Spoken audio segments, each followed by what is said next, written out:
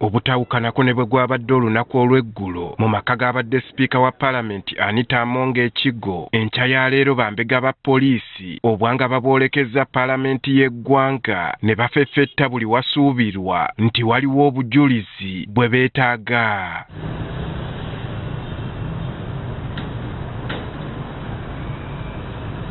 Bano ku paalamenti bajjidde mu mmotoka za byakwerinda okuli n'ezo ezikuŋŋaanya obujulizi.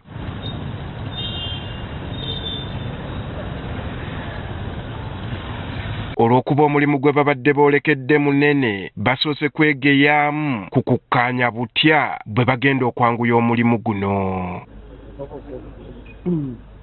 Okumanya bazze beetegese okukuŋŋaanya buli kye banaasanga nga kya mugaso mu kunoonyereza kwabwe bazze ne bookisi ennene ko ne bbaasi ennene.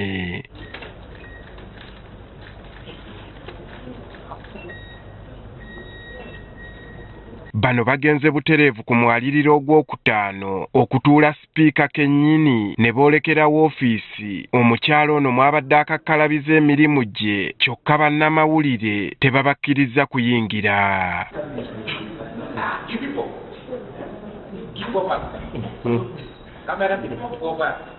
Okwetangira okutaataaganyizibwa ku nzigi eziyingira mu woofiisi ya Mongo bataddewo obubaka obulabula abandyagadde okuyingira nti munda mulimu omulimu ogw'enjawulo ogubumbujja.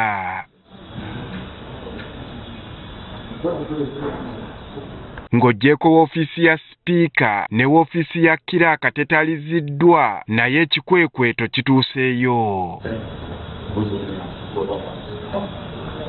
Mu kunoonyereza okuzze kukolebwa mu maka ga Mongo ng'ag'e Nakasero n'Ekigo abadde ayitibwa okubaawo mu buntu kyokka ku mulundi guno talabiseeko.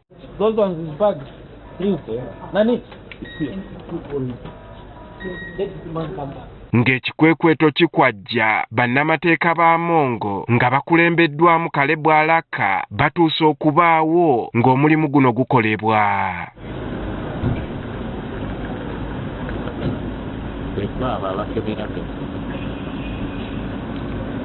We buwungeeredde ng'ekikwekweto kikyalanda. Andrew Kaggwa, Agafeeyo, Spark TV.